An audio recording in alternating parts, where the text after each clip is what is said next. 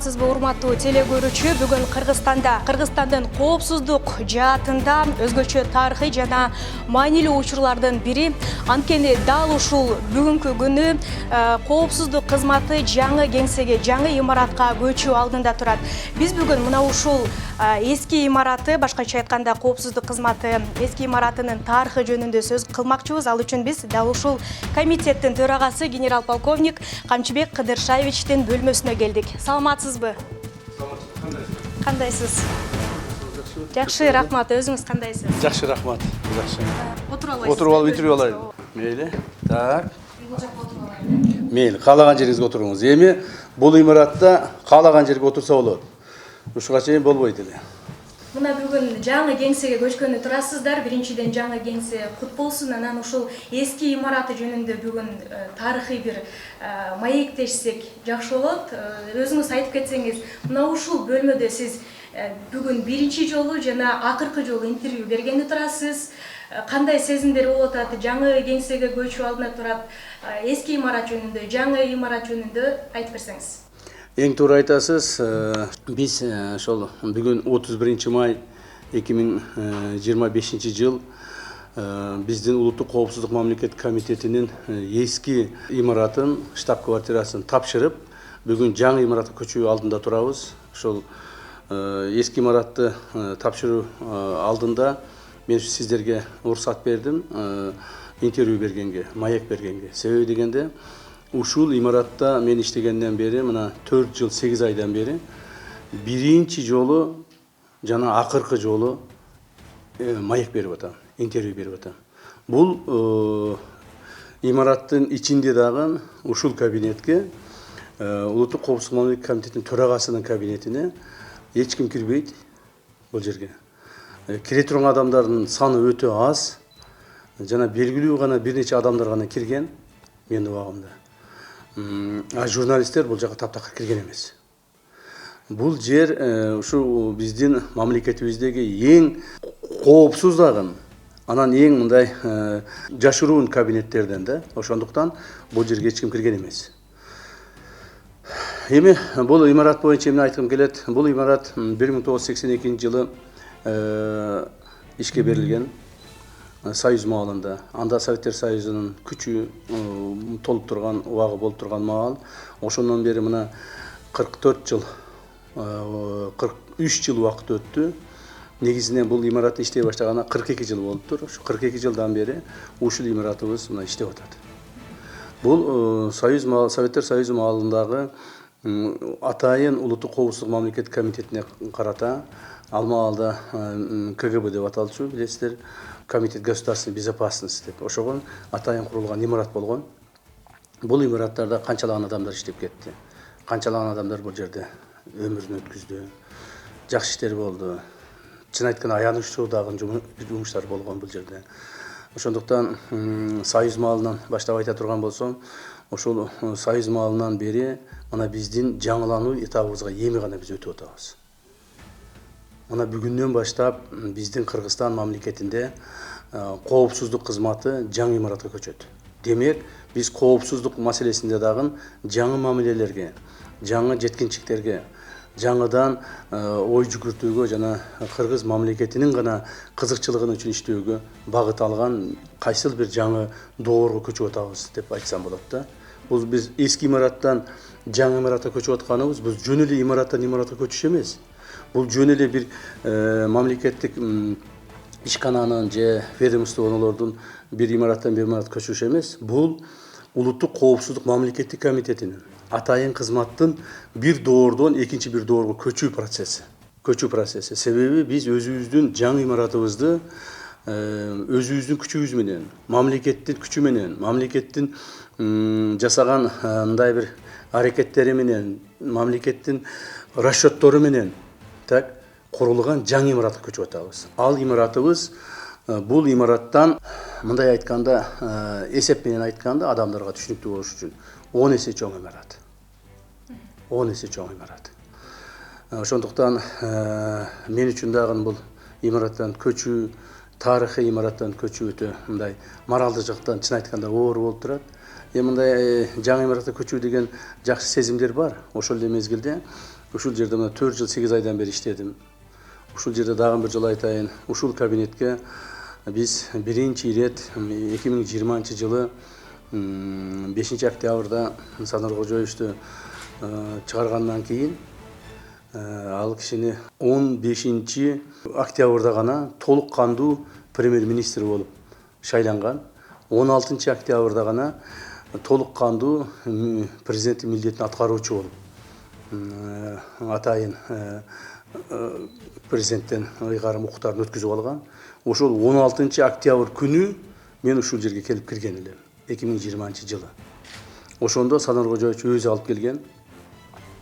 Жана өзү ушул жерде болгон. Жана биз ошол маалдарда билесиздер, мамлекетибиз оор убактарга туш келген. Оор өтө мамлекеттин башына оор күндөр келип турган маалда ушул кабинетте көптөгөн маселелер чечилген. Ушул кабинетте көптөгөн мамлекеттик түзүлүшү, мындан аркы жылышы, кадрдык маселелер, саясий маселелер, экономикалык маселелер ушул жерде чечилген көптөгөн маалда. Санар Кожоевич ошол маалдарда бир нече жолу ушул кабинетке келген. Себеби дегенде бул кабинет өтө коопсуз кабинет. Бул кабинетте толук бойдон коопсуздук маселелери сакталган. Даже бул кабинетте отуруп алып сүйлөшкөнүңдө сырттан бул кабинет ичинде эмне сүйлөшкөнүңдү тартып ала албайт, жаздырып ала албайт, эч кандай үн чыкпайт. Так, бардыгы ушул жерде кала турган кабинет да. Мына, ошондуктан ушул жерде көптөгөн чечимдер кабыл алынган. Мен ойлойм, ошондогу чечимдердин баары туура кабыл алгандыктан мына мамлекетибиз азыр өнүгүү жолунда баратат. Бул дагы чоң маселе да. Анан эми бул кабинетте кимдер болду? Бул кабинетте мен ушул 4 жыл 8 ай башкаргандан, негизинен кабинеттин тарыхын айтып өтө турган болсок, бул кабинетте өтө чоң, жакшы биздин ушуга чейин атайын кызматты башкарып келген, атайын кызматты жөнгө салып келген, мамлекеттин туруктуулугун камсыз кылып келген көптөгөн жетекчилер иштеп кеткен. Бирок ошол эле мезгилде мамлекетибизде өтө оор күндү баштан өткөргөн күндөрдө ушул кабинетте болду да. 3 жолку революция. 3 жолу мамлекетибизде революция болду, төңкөрүш болду. Ошол маалда дагы ушул кабинеттер иштеп турган. Так, ошол маалда дагы мына мен айтып коеюн, 3 жолу төңкөрүш болгон күндө дагы билесиздер, көптөгөн биздин адамдарыбыз көптөгөн мамлекеттик ишканаларга кирип кеткен, көптөгөн мамлекеттик ишканаларды ичи талкаланган, ак үй баш болуп, ак үй көк үйлөрү жана башка мамлекеттик органдар бүт эле мамлекеттик органдарга кирип ошолорду башкарып алышкан. Бирок бир гана мамлекеттик орган 3 революциядан тең эл ушул ишканага, мекемеге, ушул мекемеге кирген эмес. 2010 жылы попытка болгон, киргенге аракет болгон. Бирок аны ушул жерде иштеген кызматкерлер токтоткон. Башка маалдарда бир дагы адам бул жерге кирип, бул жерде тополоң салып, же бул жерде кайсыл бир имаратка зыян келтирип, документтерге зыян келтирилген эмес. Демек, дагы бир жолу айтып кетейин. Бул имарат коопсуздук кызматынын имараты. Бул эң коопсуз, сакталган, бекемделген, жана мунун ичинде ушул имаратка өзүнүн антына, мамлекеттин алдындагы мыйзамдарга берилген кызматкерлер иштеп келген. Ал эми бул жерге кимдер келди? Менин убагымда. Ушундагы айтып коеюн. Бул жерге менин убагымда өтө эле аз адам келди.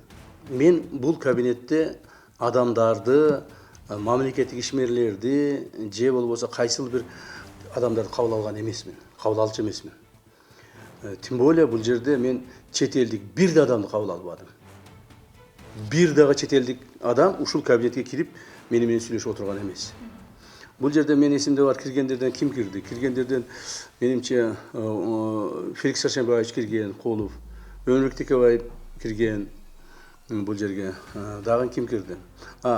Эмеде жанагы арестовать эткенде, колго түшүрүлгөн маалда Райым Матраимовду алып келишкен ушул жерге. Биринчи колго түшүргөн маалда, түшүрүп анан камалган маалда эмени Көлбаевди алып келишкен. Так, Көлбаевди дагы алып келип, ушул жерде мен өзүм сурак кылып, талап, шарттарды коюп чыгарганмын ушул кабинетте. Андан сырткары бул жерде 1-2 жолу мамлекетибиздин спикери болду. Мүмкүн 1-2 депутат болду. Мүмкүн 1-2 министр болду. Башка эч ким кирген жок.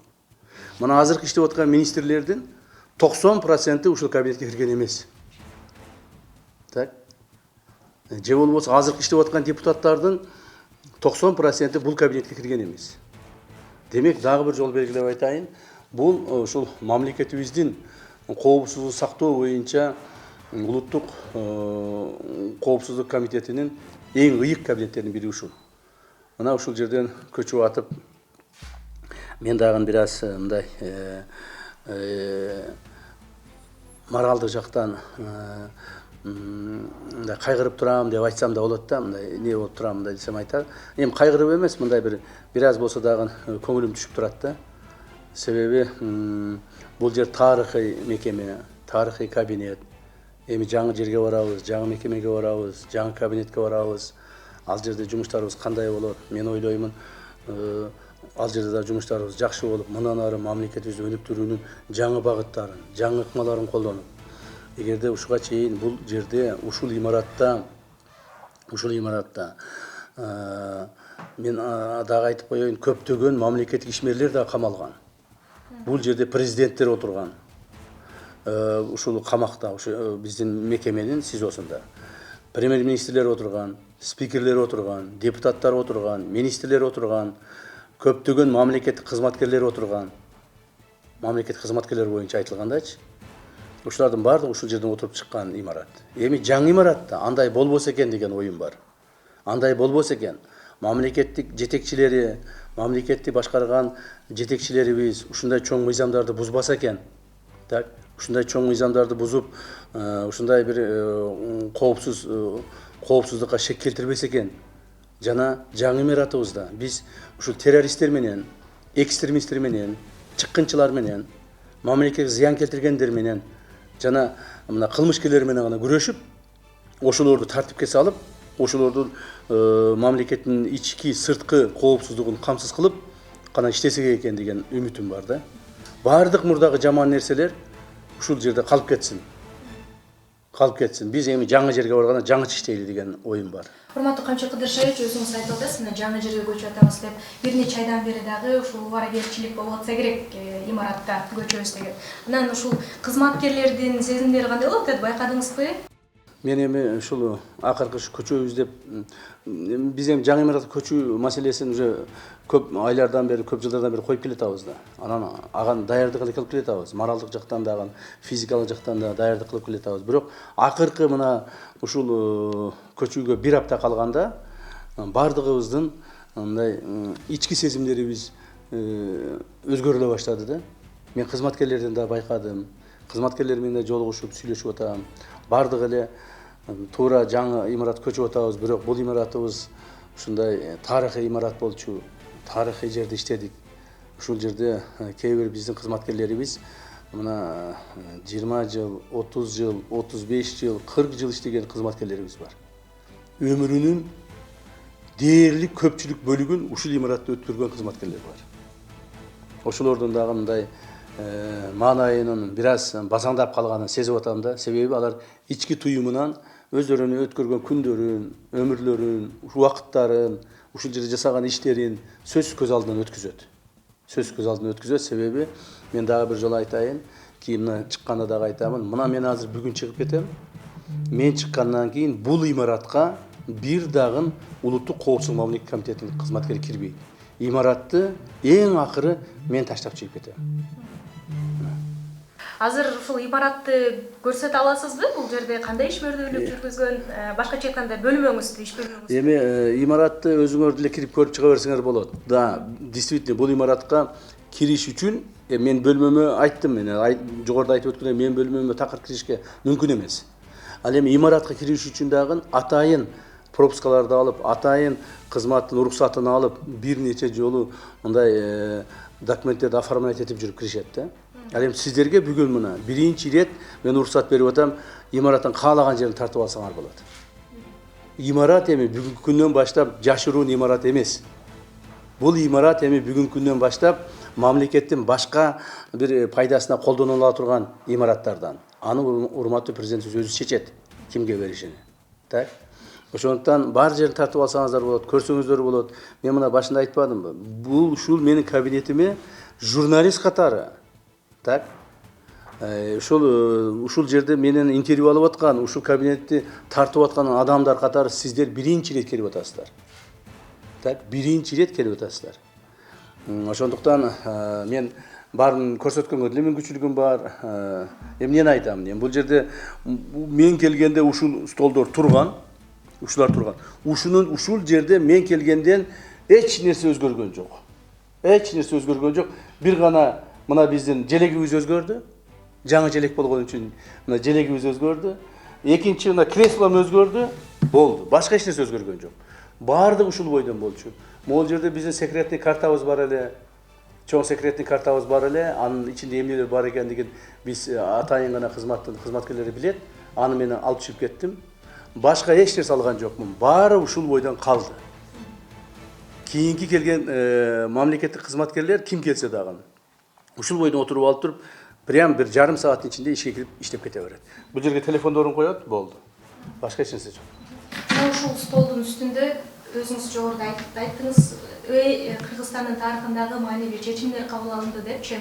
Ушул сиз ушул кызматка келгенден баштап маанилүү бир-эки чечимдерди Кыргызстан үчүн маанилүү болгон жагдайларды айтып өтпөйсүзбү? Анын арасында ушул чек ара маселелери болду, Андан сырткары социалдык көйгөйлөр дагы чечилди. Өзүңүз билгендей бир нече жарандарга, жалгыз энелерге өзгөчө көңүл буруп келесиз. Эми бул кабинеттин тарыхын айта берсе түгөнбөйт. Бул бир интервью менен түгөнүп калбайт, бирок негизги маселелерди айтып өтөйүн. Ушул кабинетке келип, ушул жерде иштегенден баштап, мен өзүм адам катары, мамлекеттик чиновник катары, жетекчи катары көптөгөн чечимдерди кабыл алдым. Алардын арасында эң маанилүү чечимдердин бири бул, то есть эң башкы маселелердин бири бул башыбыздан көптөгөн нерсе өттү. Айрыкча көп кыйынчылык өттү. Бул кабинетте мен жыргап, ойноп, күлүп, мындай бир отурган жокмун да, ачык айтайын. Мына мен Алла Тааланын астында айтам, Кудайдын алдында айтам, бир да жолу ушул жерде шарап куюлуп, жере шарактап, же болбосо бир достор чогулуп алып, бир чогулуп отурган жерибиз жок. Бир да жолу. Мына мен азыр сизге көрсөтөм, менин мына дем алуу комнатамды. Ушул жерге менден башка бир адам кирген жок. Мындай болот го, обычно мындай болот го, жанагы чоңдор өзүнүн дем алуу комнатасына кирип, ошол жерде шаракта отурушуп, себеби мен мурдада министр болуп жүргөм да, билем да ошол маселелердичи.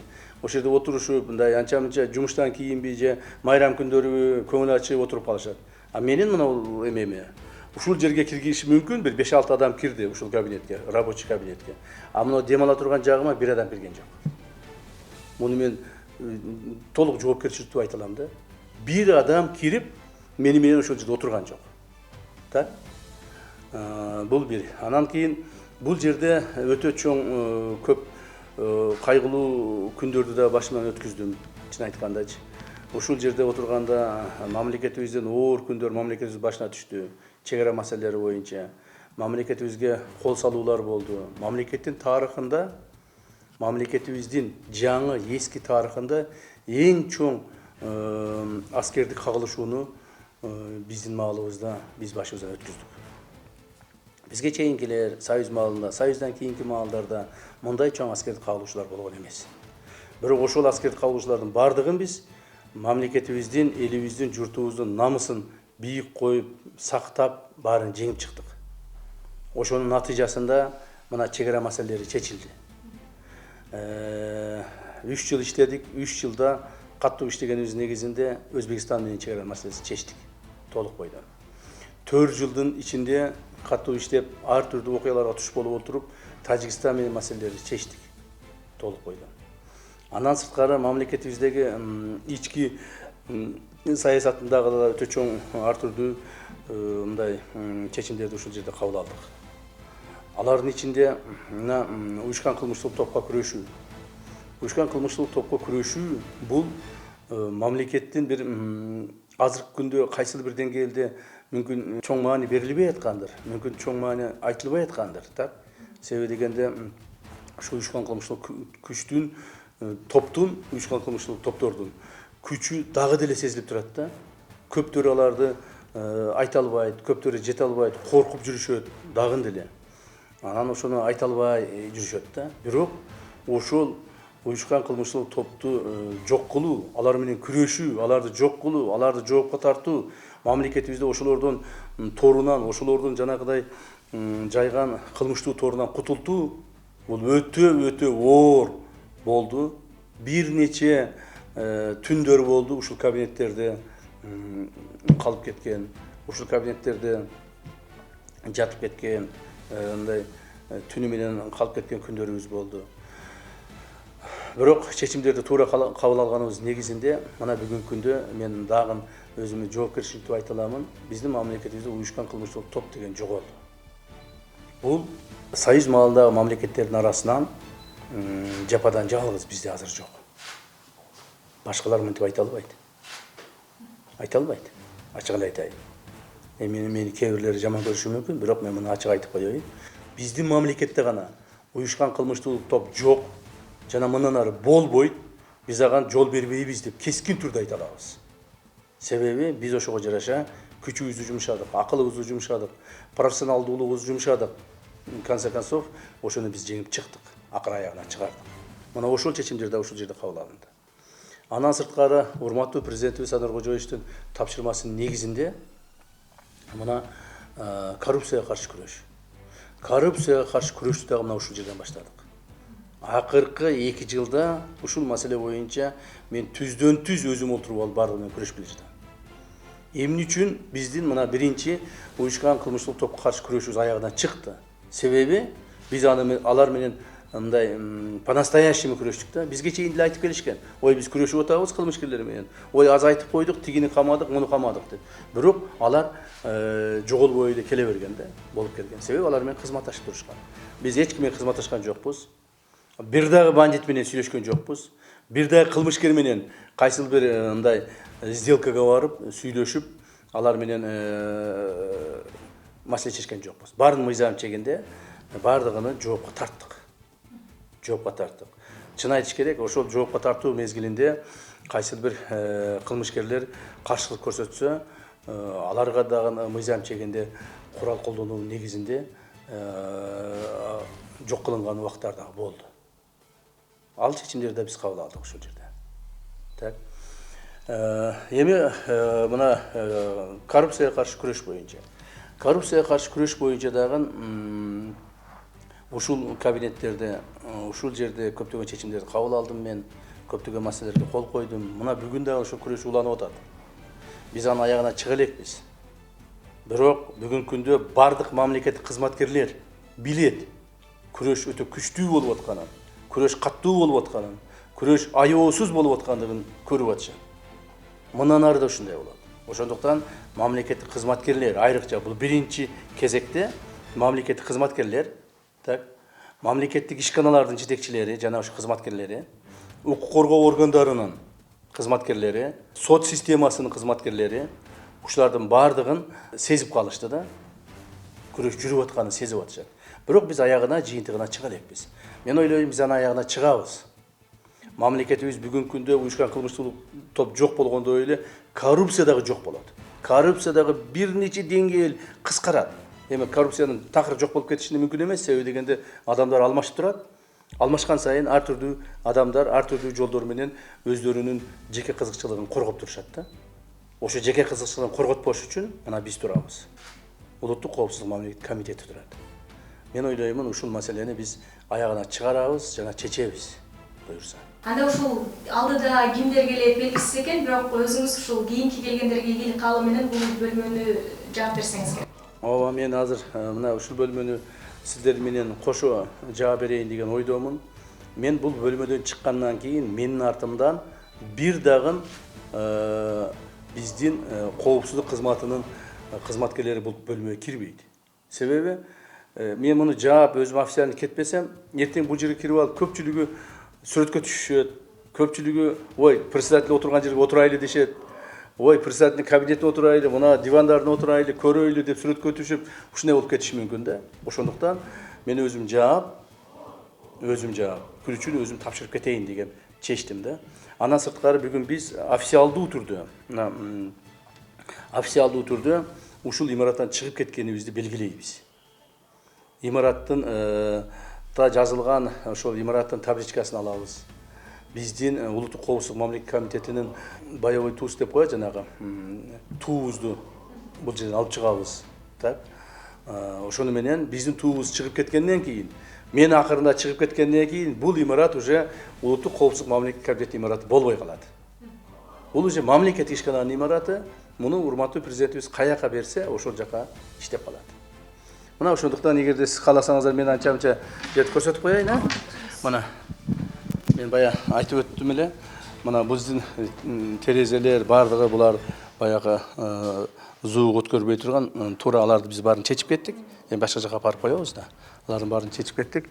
Эми бул жагын көрсөтүп койгоюн.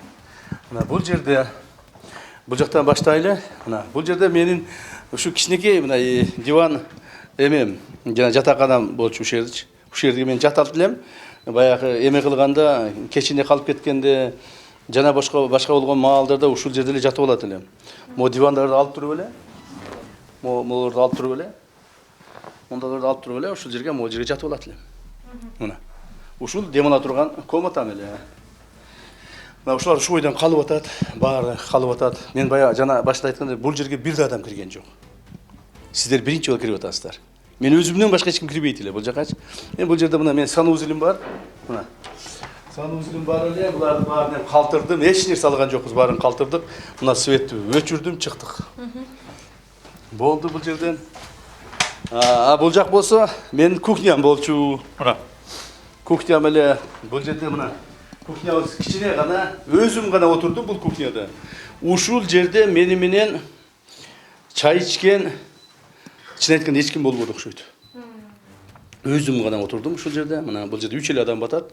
3 эле адам батат кухням. Бул жерде чай ичем, всё. Башка эч маселе жок. Мына биздин холодильнигин мен бери көрсөтүп коеюн. Холодильнигимде баардык жер жемиштер калды. Бул жерден да свет өчүрөйүн. Чыктык, болду, кеттик. Бул жерден да эшигин жабайын, мына болду эми.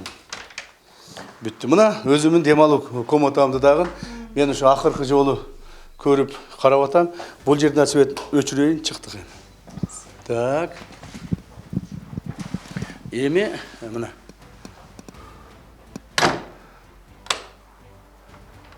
Эми бул жерден туун алып чыккыла. Туун алып чыккыла жигиттер. Креслону алып чыккыла. Креслону алып чыккыла. Бир кресломду алып кетейин деп атам. Эми өзү ошондой бир эме бар го, жанагы бир ырым бар. Шу кресломду алып кетейин.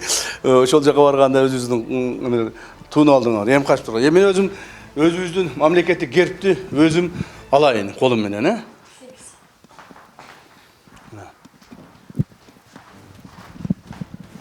Bismillahirrahmanirrahim. Hoppa. Mına. Alып чыккыла. Alып чыккыла. Всё. Так. Эми дагы нем калды эми. Башка эч нерсем калбады. Мына бул жак биздин эме болчу. Мына бул жерде биздин ушул жерлерде баарында мындай охранный маселелер бар болчу. Булардын баарын алып кеттик. Эч нерсе калбады. Бүттү эми бул жер. Так. Эми бул жер секретте эмес да, баарын көрө бересиңер, тарта бересиңер. Үчтү алайын. Светти өчүрөйүн, Болду. Чыктык. Бул жерден.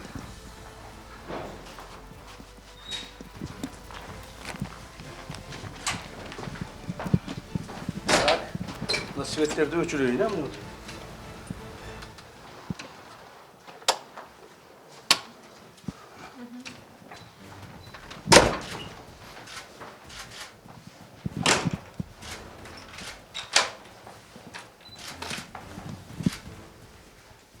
Pijatı basla. Pijatı ap gele bas.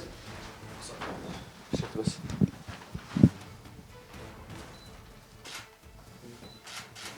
Все. Так. Çık. Bıçağım ne jabıldı mı? Бұл жерде светтерді өшірейін еме? Все, шығыңыз. Печет айдағла.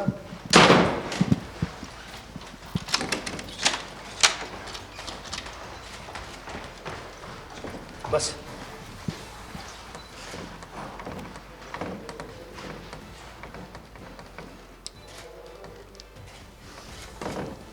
Все, мына күріштерді тапшырдым. Все, шығып кеттік. Ешкім кірмейді. Барды алдыңар, а? Все, кеттік, басқа. Мына бүгін өзіңіз бөлмеңізді, іш бөлмеңізді жауап бердіңіз. Эми кезек эми жаңы имаратқа чыгабыз. Азыр биз өзүбүздүн күчүрмөн туубузду алып чыгабыз бул имараттан. Бул имараттан биздин улуттук коопсуздук мамлекеттик комитетинин күчүрмөн туусун алып чыгабыз. Жана ушул имараттан жана башында айткандай мен акыркы жолу комитеттин төрагасы катары чыгып кетишим керек да. Ошон үчүн келе атабыз. Эркетөр.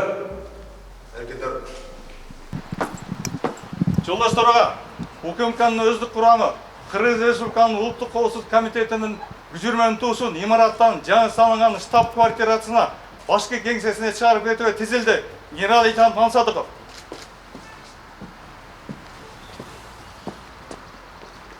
Саламатсыңарбы жолдоштор? Эркентөр. Эркентөр. Саламатсыз. Жақсыбы?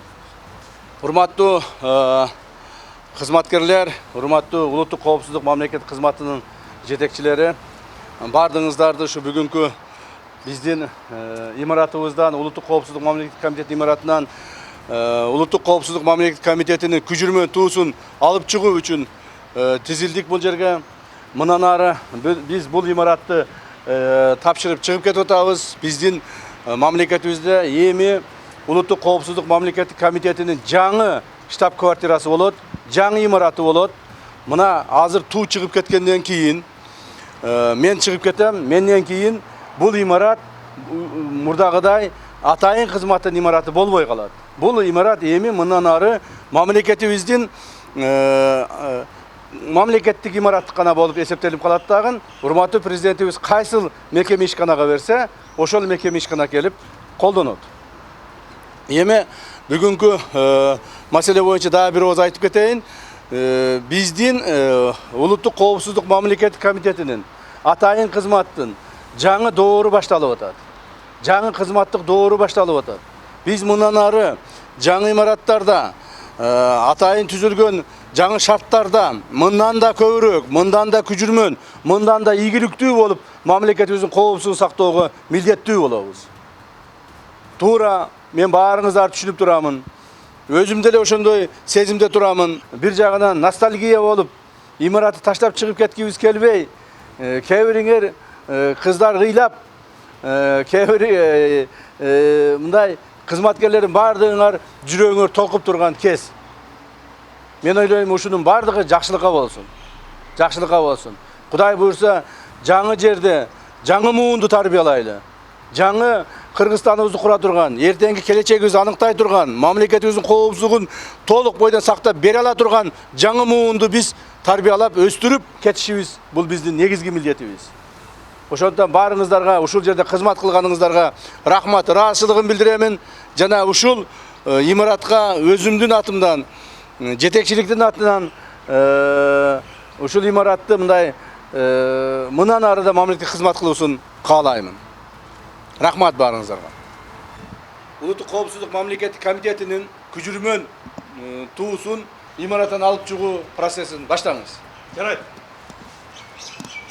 Күчүрмөн тууну баштоочу взвод алдыга. Түздөн. Түз-тур. Кыргыз Республикасынын улуттук коопсуздук мамлекеттик комитетинин күчүрмөн туусу чыгарылсын. Түздөнүү күчүрмөн тууга.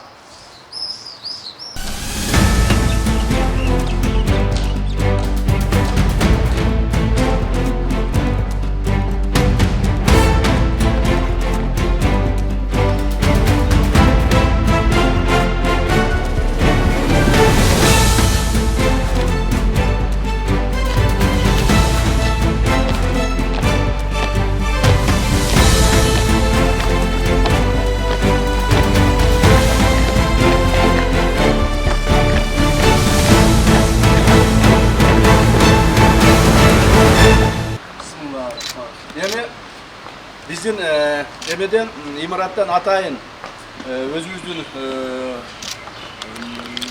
табличкабызды алып атабыз. Бул имарат эми мындан ары мамлекеттик гана имарат болуп эсептелинет.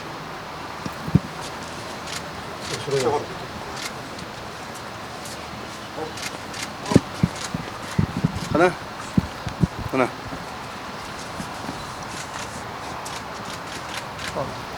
Так.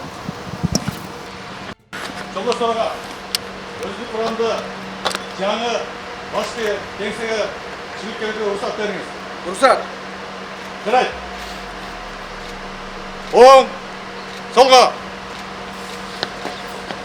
Қадам, сал.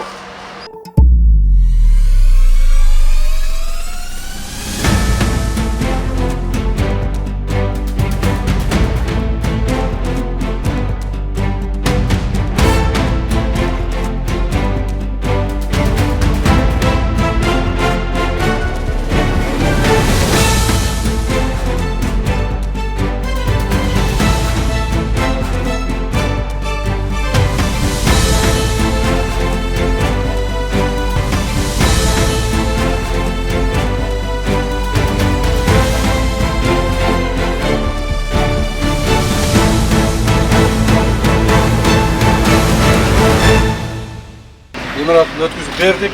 Mına жаңы имарат көчөбүз. Ишиңиздер ийгиликтүү болуп, ада жакшы болот. Алла таалам жакшы